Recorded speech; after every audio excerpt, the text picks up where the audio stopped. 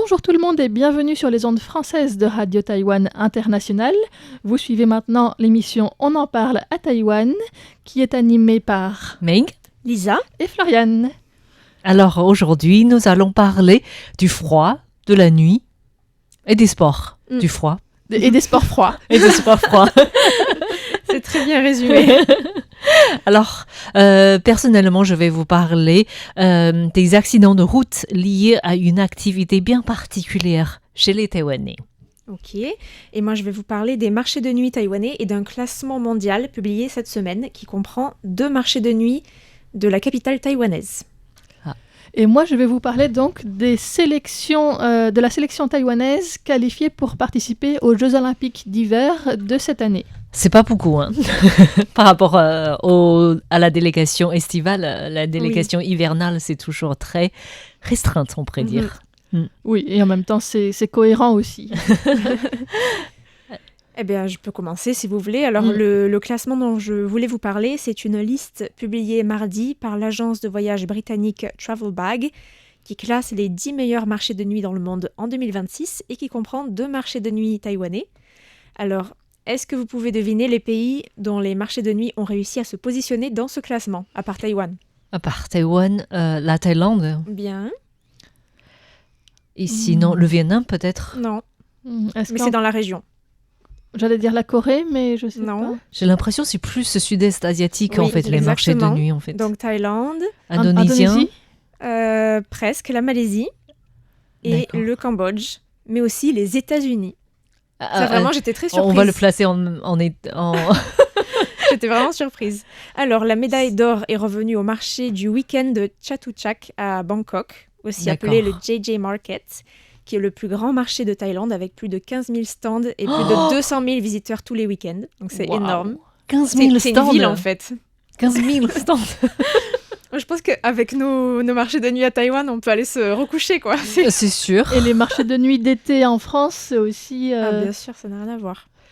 Et c'est aussi un marché ancien qui existe depuis 1942, même s'il a déménagé depuis. On y trouve de tout, des plantes, des antiquités, de la nourriture et des boissons, bien sûr. Ah, d'accord. Mais aussi- Donc c'est mélangé, Voilà, en il y a fait. tout. Il y a des livres, de la céramique, des meubles, même des animaux de compagnie, dont d'ailleurs le commerce n'est pas toujours légal, puisqu'il y a parfois des espèces sauvages menacées. Comme à Taïwan, il était une fois. Voilà. Ensuite, en deuxième position, il y a le marché de Pub Street à Siem Reap. Je ne sais pas du tout si je prononce bien, au Cambodge. C'est une grande zone piétonne où on trouve des boissons, des souvenirs, des restaurants et des bars, ce qui en fait un haut lieu de la vie nocturne au Cambodge. Et en troisième, on a encore un marché thaïlandais, le Jods Fairs Night Market, qui est en fait ouvert dès 11h du matin jusqu'à 22h. Donc c'est un marché Nocturne. de toute la journée et du soir. Et où on peut acheter de la street food, des vêtements ou encore de l'artisanat. Ensuite, en quatrième, on a le marché de la rue de Petaling à Kuala Lumpur, en Malaisie. C'est un marché avec des origines très anciennes, là aussi, qui est situé dans le quartier chinois de la ville. Et on peut y déguster non seulement des spécialités culinaires du sud de la Chine, qui ont été apportées par les immigrants chinois, mais aussi des spécialités malaises et indiennes. Donc, c'est les 3 principales ethnies de la Malaisie. Et c'est en cinquième qu'on arrive à Taïwan, avec, sans trop de surprise, Ningxia. Shilin. ouais, le marché de Shilin. Ça fait tellement de scandales à Shilin et je pensais que c'était déjà surpassé par celui de Ningxia, en fait. Et je pensais aussi à celui de Raohe, peut-être. C'est vrai qu'on en parle de plus en plus du marché de Raohe, j'ai l'impression. C'est un Shilin peu est- devenu plus Shilin est apprécié que Shilin. Ouais, Shilin est démodé, en fait. Ouais. Enfin, C'est ça. démodé dans le sens où... C'est plus edgy. C'est l'arnaque. Voilà, alors donc le marché de Shilin avec ses stands de nourriture et de boissons et son labyrinthe de petites allées où on trouve des jeux d'arcade, des bars karaoké, des jeux de style fête foraine pour les enfants. Et on rappelle que les notes attribuées au marché de nuit se basent notamment sur la moyenne de la note Google Maps et que le marché de nuit de Shilin a obtenu une note de 4,16 sur 5. Oh. Donc très bonne note. Et j'ai d'ailleurs trouvé un petit best-of pour vous des spécialités culinaires des marchés de nuit taïwanais, mais en particulier celui de Shilin. Est-ce que vous voulez vous lancer et deviner quelques Je crois qu'il y a une spécialités? sorte de saucisson, en fait. Oui, c'est la saucisse dans la saucisse. Oui, saucisse dans la saucisse. Les petites saucisses enrobées dans des grandes saucisses. En fait, tiens, c'est pas sur ça. Oui. voilà, c'est un sort de hot dog où on remplace le pain par du riz gluant grillé. C'est pas une vraie saucisse. Non, mais c'est en forme de saucisse. Voilà. Donc c'est une saucisse dans le rose dans une saucisse blanche. Qui n'est pas une vraie saucisse. Autre chose. Ça fait des années que j'y suis pas allée. Je pense qu'il y a tofu qui pue aussi, quelque part. Oui. J'ai l'impression qu'on retrouve tous ces trucs probablement dans tous les marchés de nuit. Songdrabbing ou des choses comme ça aussi. Oui, bien sûr. Galettes, c'est ça. Des galettes d'œufs aux oignons verts. Il y a bien sûr l'escalope de poulet frites. Oui. Le tzaji pai à l'entrée du marché qui est très connu. Du coup, qu'est-ce qu'il y a d'autre encore? Alors, il y a le bubble tea. Oui. Le thé au lait aux perles de tapioca. Mais il y en a tellement partout à Taïwan que c'est pas une spécialité du marché de nuit. Mais ensuite, il y a les nouilles froides. Et en particulier à Cheline, les Good Friend Cold Noodles. C'est un stand qui a reçu un bib gourmand du guide Michelin et qui vend aussi de la soupe aux œufs. Oui, effectivement, oui. Et ensuite, il y a les petits baozi poêlés, les shengjian bao. Et les pleurotes de panico grillées, les xinbaogu. Ah oui. Et la gelée Aiyu, qui est fabriquée à partir du gel des graines de la figue rampante Aokeotsang, trouvée à Taïwan et dans d'autres pays d'Asie du Sud-Est. Et on rajoute du sucre et du citron et ça fait une boisson super rafraîchissante, comme la limonade. Souvent avec citron, en fait. Ça, j'aime beaucoup. Moi aussi. Et par contre, c'est très sucré. Et il y a aussi l'omelette aux huîtres, les vermicelles aux huîtres, le jus de papaye avec le lait, les bonbons aux cacahuètes. Et à Cheline, il y a une spécialité, apparemment. Je n'ai jamais goûté. Les sandwichs de pain de mie à la confiture et au beurre de cacahuètes. C'est un snack très populaire américain. Aux États-Unis. Oui. Mais je ne sais pas pourquoi, c'est très célèbre au marché de nuit de Cheline. Jamais vu, mais bon, ça fait longtemps que je ne suis pas allée au marché de nuit. En fait. Voilà. Est-ce qu'ils ont aussi des glaces avec de la poudre de cacahuète et la coriandre. Et la coriandre. Ah, j'adore ça. Pas l'impression, non. Peut-être, mais en tout cas, c'est pas un stand connu. Celui-là. Voilà. Mais c'est vrai qu'on en trouve souvent dans des marchés de nuit. Alors, en 6e place du classement, on a le marché de nuit de Ningxia, qui allie un très fort taux de fréquentation à de très bons avis, avec une moyenne Google de 4,27. Le tout avec une bonne note au niveau de la sécurité, parce que c'est un des critères du classement. Et Ningxia est beaucoup plus modernisé, en fait. C'est le quartier qui a été refait et les stands sont plus... J'ai l'impression ils ont plus de réglementation en matière d'hygiène. Donc la présentation est complètement différente et c'est beaucoup plus... C'est beaucoup plus organisé. Organisé. C'est des lignes comme ça. Et qui encourage des bols réutilisables, en fait. Oui. Ok. Il est aussi décrit comme l'équilibre parfait entre les snacks taïwanais authentiques sans la foule. Alors là, je pense qu'ils s'emballent un peu. À mon avis, les gens qui ont fait le classement, ils ne sont pas allés au marché de nuit de Ningxia parce que pour les gens qui n'aiment pas forcément la foule, Ningxia, il vaut mieux éviter quand même. C'est difficilement déplaçable en fait. Ça reste un des marchés de nuit les plus connus de Taipei, donc c'est souvent blindé de monde et pour les magasins qui sont le plus connus, il faut faire la queue souvent 30-40 minutes. Ils sont allés peut-être à 11h du matin en fait. Oui, peut-être. Mais sinon, pour les spécialités les plus connues, il y a... Tofu puant. L'omelette aux huîtres. Oui. Selon certains, la meilleure de Taipei. Là aussi mentionnée dans le guide Michelin à plusieurs reprises et qui existe depuis 1965 quand même. Ensuite, autre stand mentionné par le guide, un bib gourmand qui a été attribué au riz avec le poulet, le blanc de poulet dessus. Ah, le poulet de Jiayi en fait. Jiayi Jilofan, oui. Ça c'est... Fang Jia Jirofan. Une spécialité du Jiayi, donc du sud-ouest de Taïwan. Voilà. Ensuite, on a un stand de petites boules de taro frites. Et il y a 2 options seulement sur le menu. Apparemment, c'est le stand le plus populaire du marché. Il y a les boules normales. Et celle de patates douces. Patates douces. Ah non, c'est au taro. Et par contre, il y a une autre version qui est beaucoup plus hardcore. Moi, je n'oserais pas goûter. Un truc de piment ou de quelque chose. C'est une version avec des jaunes d'œufs salés et de la viande séchée. Qui sont frites Oui. Aussi. Oui. Donc c'est salé quoi. Donc ils proposent à la fois une version sucrée et salée. Salé. Et je pense que c'est populaire dans le sens où là c'est rare. C'est pas quelque chose qu'on voit dans tous les marchés de nuit. Et les Taïwanais adorent mélanger le sucré et le salé aussi. Oui. Et mettre de la viande séchée en poudre partout. Oui. Ce qui, moi personnellement, C'est pas ma tasse de thé. Moi non plus. Et visiblement, Meg non plus, d'après. Je suis végétarienne, donc c'est pas compliqué. Voilà. Ensuite, on a aussi des mochi. Mochi. Avec la poudre de sésame et la poudre de cacahuète. Ça, je pense que c'est très bon. Et il y a également une option avec de la glace pilée et du lait concentré pour ceux qui trouveraient que c'est trop healthy. Voilà, trop bon pour la santé, donc il faut un peu... et ensuite, il y a une soupe de foie de porc. Là aussi, ça m'étonne pas. C'est recommandé par le guide Michelin. Et apparemment, il y a un petit gâteau de taro aux échalotes aussi, qui est très célèbre. On a aussi les guo bao, les sandwichs avec du porc braisé et de la coriandre et de la poudre de cacahuète, les glaces frites et le calamar grillé, et aussi la glace, comme tu disais, enrobée d'une petite crêpe avec de la poudre de cacahuète et de la coriandre. Et enfin, dans le reste du classement, on a le marché de nuit du Queens à New York, le marché de nuit de Chiang Rai en Thaïlande, le marché de nuit 626 à Los Angeles et le marché de Bugis à Singapour. Voilà. Donc là, il y a une communauté chinoise et asiatique en général, en fait. C'est ça. Donc je ne sais pas si ça vous a donné envie.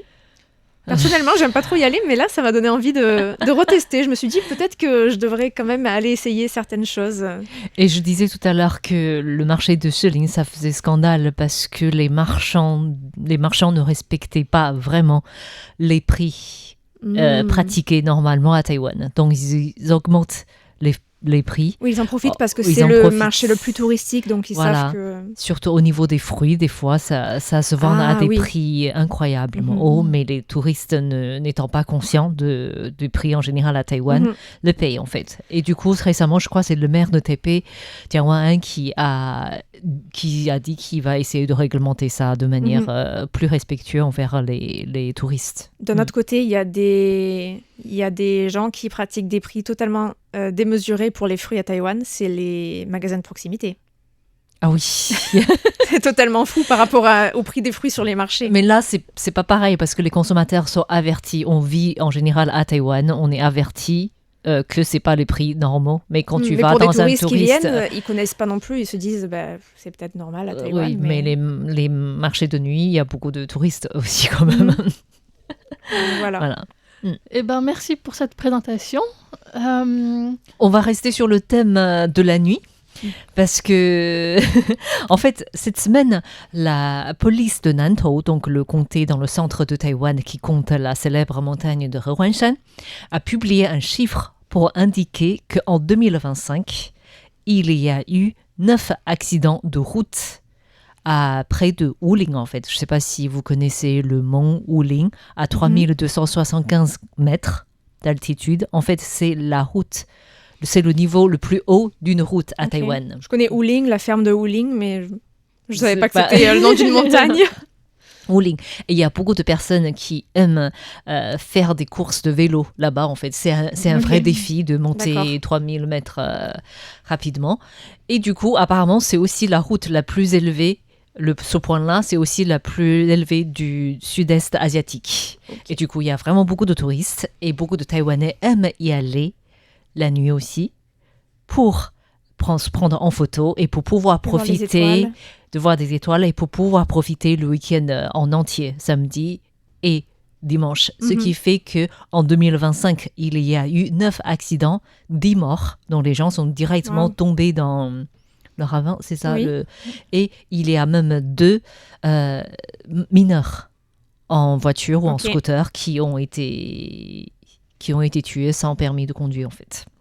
Et du coup, la police appelle les conducteurs à ne pas faire des courses plutôt la nuit pour quitter les villes, pour arriver dans ces lieux touristiques. Ne pas se ruer dans la montagne le vendredi soir, dans la nuit. C'est un terme qui existe à Taïwan qui s'appelle yichong, en fait. Ça veut dire se foncer à fond la nuit, en fait.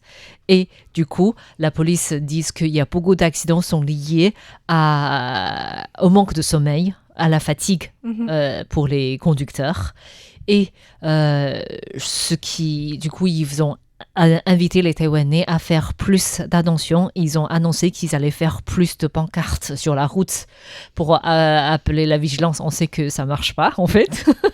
Mais c'est une mesure annoncée et la police compte faire la promotion via les réseaux sociaux pour éviter la conduite en état de fatigue ou autre.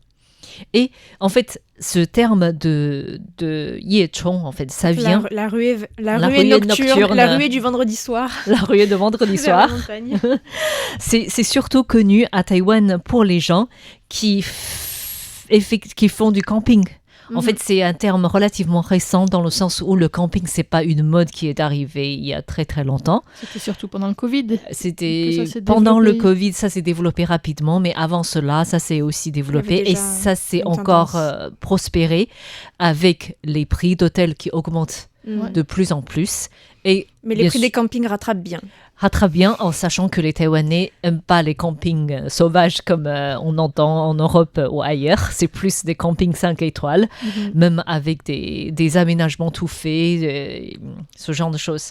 Et du coup, ça parle de ces personnes qui aiment quitter les grandes villes le jour, en sortant du bureau, en fait, pour avoir des jours de congé en entier. Surtout pour les campings qui font tout pour attirer ces personnes. C'est-à-dire que, en sachant que les clients vont arriver la nuit, très tard, ils proposent même des cocktails la nuit. C'est-à-dire, on arrive, après 6 heures du soir, on peut avoir des choses qu'on trouve dans les marchés de nuit, par exemple. Il y a même des projections de films nocturnes. Et bien sûr, au lendemain, préparer un petit déjeuner copieux. Tout ça pour les campings, les personnes qui campent. Ouais. Il y a aussi parfois des prix réduits si on arrive vers minuit, ce genre de choses, parce qu'on n'a pas profité de la soirée. Oui. Donc, et du coup, c'est vraiment une activité qui est de plus en plus prisée à Taïwan parce qu'on paye moins pour avoir plus de séjours plus longs sur une place, en fait. Et surtout que pour aller dans la montagne, il faut des heures de conduite. Ouais. Et donc, surtout, si on part le samedi matin... si on ne va pas en voiture, c'est plus difficilement accessible. Donc, en général, les gens prennent de voitures pour y aller. Ou parfois le scooter aussi. Parfois le scooter aussi, ça explique le nombre d'accidents aussi. Voilà. C'était par rapport aux pratiques des Taïwanais la nuit et qui créent des dangers, en fait, des accidents, malheureusement. Moi, personnellement, je suis plutôt adepte de la ruée nocturne vers la montagne. Le vendredi soir. Moi aussi. C'est vrai que ça permet de vraiment profiter plus du week-end parce que sinon le temps est très court. Mais il y a souvent le conflit avec les amis taïwanais qui ne veulent pas s'embêter à partir le vendredi soir. Et moi, je leur dis, moi, je ne veux pas faire le camping si on ne parle pas le vendredi soir. On n'arrive pas à se mettre d'accord parce que c'est vrai qu'on peut penser que ça ne vaut pas vraiment le coup d'arriver un samedi après-midi pour être sur le camping. Surtout que le soleil se couche tellement tôt dans la montagne à Taïwan, 5h30 c'est fini. Donc je comprends les Taïwanais de conduire la nuit dans le sens où la visibilité est beaucoup moins bonne. Mais j'ai l'impression qu'en France c'est tellement normal de conduire la nuit. C'est des routes beaucoup plus montagneuses. Je pense que tous les Français ont connu l'expérience de partir à minuit ou à 2h du matin pour partir en vacances l'été. Parce que ça évite aussi les embouteillages. Oui, c'est aussi ça. Voilà. Donc c'est des préférences de chacun qui changent en fait.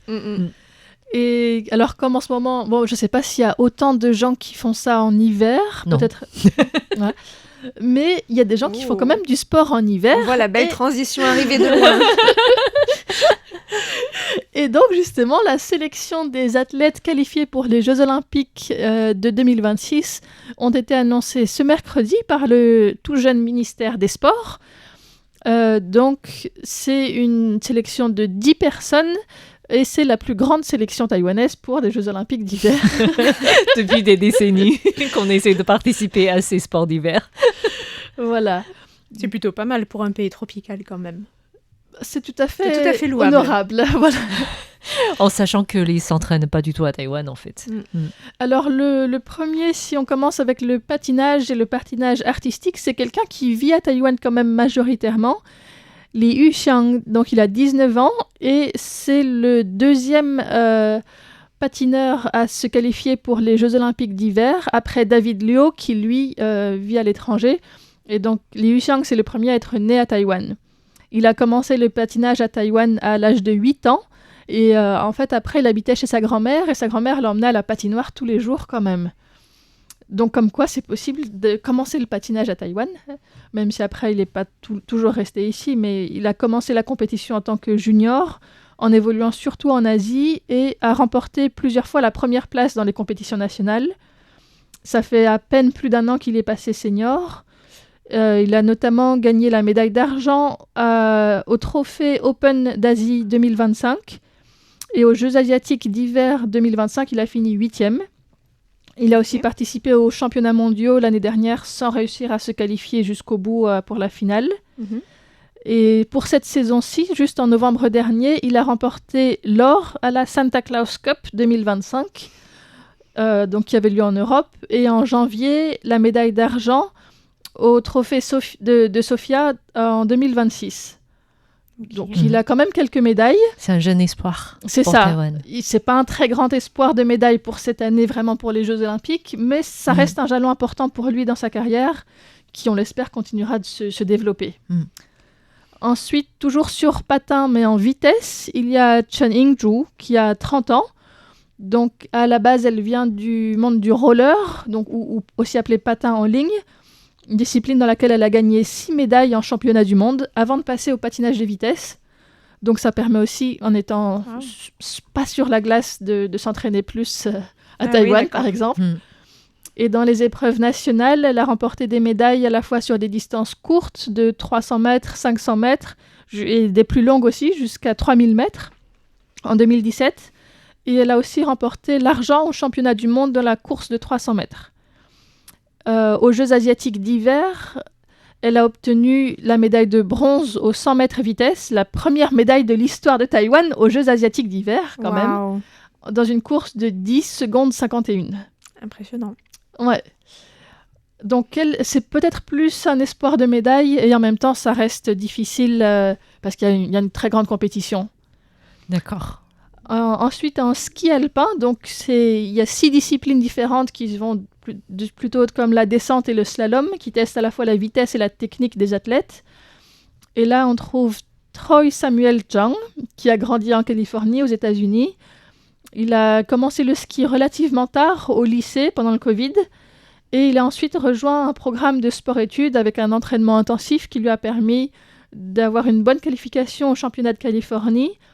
Et de là, il a commencé à voyager plus, à participer à des compétitions et entraînements dans d'autres pays. Donc ça fait seulement 5 ans qu'il en fait et il est déjà au JO. C'est fou quand même. À Taïwan, il n'y a pas beaucoup de compétitions, donc effectivement, il a pu se qualifier. Voilà. Il y a aussi Li Wenyi, donc dans la catégorie femmes, 23 ans, qui est la première skieuse taïwanaise à participer à des Jeux Olympiques d'hiver. Donc elle était déjà aux Jeux de Pékin. Mais elle a terminé dernière parce qu'elle est tombée au début de sa première descente, et puis la deuxième descente, elle a été plus lente. Je crois me souvenir de cette tragédie en fait, parce que les Taïwanais étaient très enthousiastes de voir une athlète sur la piste en fait. Elle avait 19 ans, elle avait commencé son entraînement formel à 16, et il y a eu le Covid aussi, donc elle était très peu préparée. Et cette fois-ci, elle a obtenu son ticket d'entrée au jeu avec beaucoup plus de marge, en ayant accumulé plus d'expérience. Donc même si elle n'a encore aucune médaille, elle est quand même beaucoup mieux préparée, et on espère que ça continuera aussi à progresser. Toujours en ski, mais cette fois-ci dans le ski de fond, il y a une femme et un homme de qualifiés. Donc la femme, c'est Sophia Tsu Velisse. Donc j'ai trouvé très peu d'informations à son sujet, quelques photos qui montrent que, comme son nom l'indique, elle n'est pas uniquement d'origine taïwanaise. Non. Elle est née en 99 et elle s'entraîne à l'année en Suisse. Elle avait obtenu la 3e place au championnat du monde de roller ski, donc c'est quelque chose qui se pratique sur route. C'est comme un ski, mais avec 2 petits trous, une à l'avant, une à l'arrière. Et c'était sur une course de 10 km en 2023. Je savais même pas que ça existait. Je connaissais pas trop non plus, mais voilà. On en apprend tous les jours. Et nous sommes nuls. Hein. Chaque jour, on pourrait découvrir un nouveau sport qu'on ne connaît pas. On est trop nuls pour parler du sport. Il y en a d'autres qui viennent. Alors, toujours en ski de fond, mais du côté homme, il y a Li Jiehan, donc 18 ans, qui s'entraîne principalement avec l'équipe de Corée du Sud et qui est passé au ski de fond après le triathlon. Donc là aussi, c'est un athlète à découvrir. Et ensuite, il y a 2 sports que je connaissais très peu. Et je vais vous tester. Peut-être Meg d'abord. Qu'est-ce que le skeleton? Pardon. Le skeleton. Commençons par Le squelette. épeler ce mot. Skeleton. En fait, c'est une sorte de luge, mais où on est la tête devant et sur son ventre. C'est ça. Il faut aller très très vite. C'est dans un couloir. D'accord. Ok. Ouais, de c'est glace. ça, presque comme un toboggan en fait. Les deux, le skeleton et le bobsleigh se pratiquent sur une sorte de Le bobsleigh, c'est couloir. dans une luge où on est assis. C'est ça, et c'est beaucoup plus Et là, couvert à pareil, l'avant. ouais. Et skeleton, c'est juste une planche en fait, sur patins. Et donc lui, il a 25 ans, il avait participé aux Jeux Olympiques de la jeunesse en Norvège en 2016. Et c'est le premier à représenter Taïwan pour ce sport à ce moment-là. D'accord. Et au niveau du bobsleigh, donc ça peut être en équipe ou bien donc soit seul pour les femmes ou bien à 2. Et pour les hommes, c'est soit à 2, soit à 4, l'un derrière l'autre, à chaque fois dans une sorte de mini voiturette. Je me demande ce que les autres font derrière, en fait. Celui qui est devant, il pilote, et puis les autres, qu'est-ce qu'ils font J'ai du mal à voir comment... Quel est l'intérêt de faire en équipe, en fait. Un mouvement d'avant en arrière qui sert à accélérer. Ok. Et justement, j'avais envie de revenir un petit peu sur l'histoire du bobsleigh, donc qui vient de Suisse. Il a été inventé à la fin du 19e siècle. Les premiers bobs étaient en bois. Bob, c'est le petit nom de bobsleigh. Et donc, dans les toutes premières compétitions, en fait, les équipes sont souvent constituées de 3 hommes et 2 femmes. Et les femmes participaient à la fondation aussi du club de bobsleigh, le premier club. Et elles étaient 2 à la direction, une direction qui avait 5 membres. Et donc, au début, il y avait des équipes mixtes et féminines qui étaient assez répandues, jusqu'à ce qu'en 1920, elles soient interdites, sous prétexte que la proximité des bobeurs encourage la promiscuité et que les secousses sur la piste peuvent provoquer des cancers du sein. Pardon. D'autres On en apprend estiment tous les jours, que ces détracteurs n'appréciaient simplement pas le fait que des femmes soient plus rapides qu'eux et détiennent plusieurs records. Oh.